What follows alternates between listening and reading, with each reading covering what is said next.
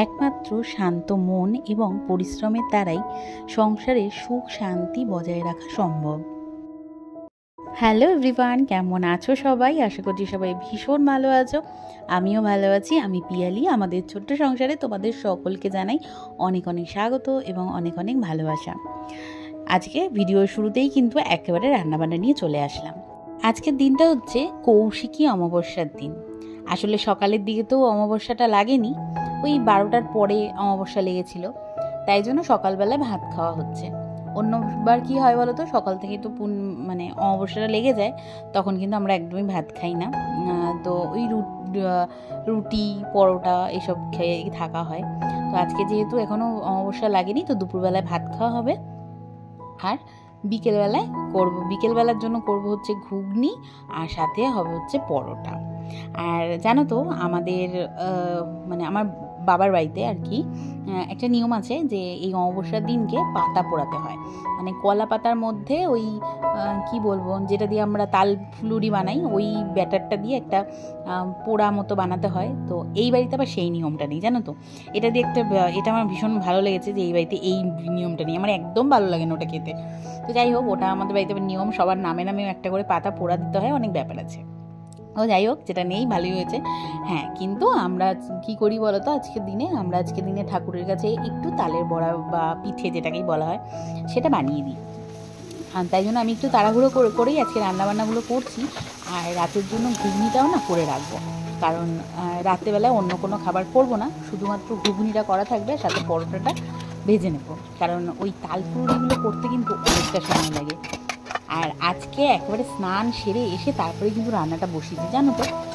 আর দুপুরবেলার জন্য ওই তো দেখতেই পেলে চাল কুমড়ো তরকারি করেছি মুগ ডাল দিয়ে। আর এখন করে নিলাম হচ্ছে সয়াবিন আলুর তরকারি। আর এই যে এখন মশলা করবো, আর একটু মশলাটা আমার অন্য যে রান্নাগুলো সেই মশলাটাই যেটা আর কি রাত্রিবেলার ঘুগনির মশলা, সেটা করা হয়নি। আর আগের দিনের ভিডিওতে তোমাদেরকে শেয়ার করেছি, তোমাদের দাদাভাই তালটা চাল ছিল, আসলে ভিডিওটা করা ছিল বলে আমি তোমাদের সঙ্গে শেয়ার করেছি। আর আজকে একটুখানি ওই ভিডিওটাই তোমাদের সঙ্গে শেয়ার করলাম, যখন তালটা আর কি ওই তালের রসটা যখন বের করে রাখছিল। চালাই তো বলে, আমি জানি না, অতটা খেয়াল নেই, বুঝতে পারছি না। জানো তো, যখনই এই ধরো পিঠে, তারপরে এই পিঠে টাইপের জিনিসপত্র যখনই আমরা বাড়িতে বানাই, ভীষণ সমস্যা হয়। কারো কথা কারো সহ্য হয় না, কারো প্রসেস কারো ভালো লাগে না। তো এইভাবে না আমাদের ভীষণ ঝগড়া লেগে যায়। তো ওই জন্য আজকে একদম মাথা ঠান্ডা করে কাজটা করব।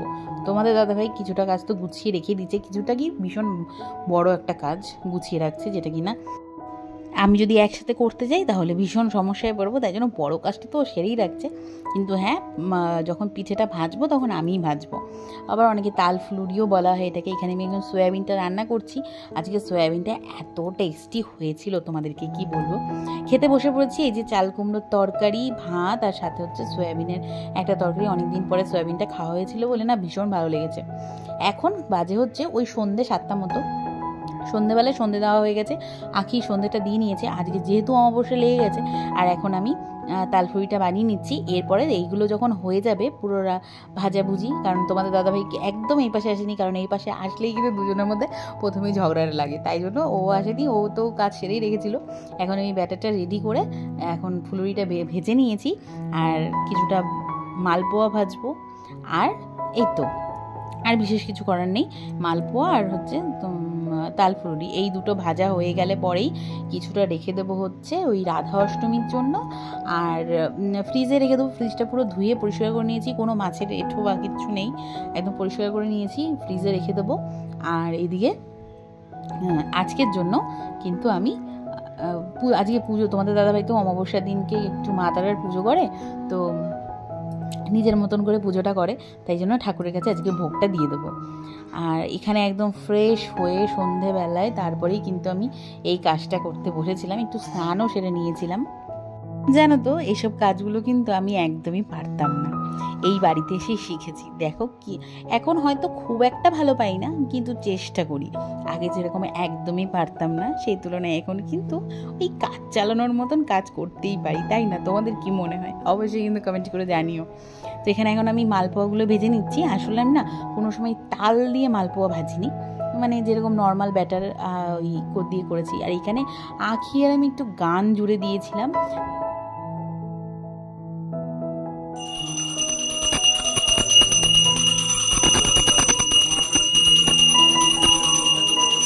এখানে কিন্তু এখন আমার বর আরতি করা শুরু করে দিয়েছে। এখানে ধূপ ধুনো দিয়ে আরতি করছে, আর ও ওর মতন করে ভীষণ সুন্দর করে আজকে পুজোটা দিয়েছে, জানো তো, ভীষণ ভালো লাগছিল, ভীষণ একটা পজিটিভ ভাইব দিচ্ছিল।